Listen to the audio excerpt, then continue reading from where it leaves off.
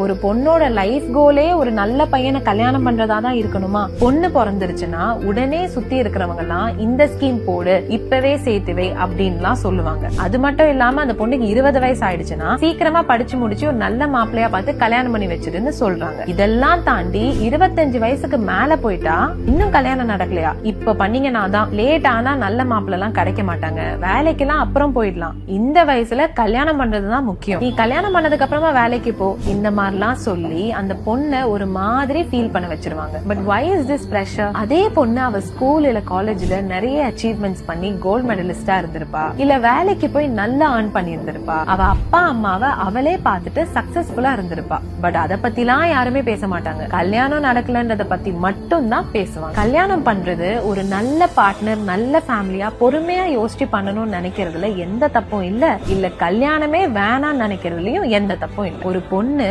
30 வயசாகி கல்யாணம் ஆகாம இருக்கிறதுனாலலாம் she is not a failure. Marriage தான் லைஃபோட எண்ட் கோல் மாதிரிலாம் கிரியேட் பண்ண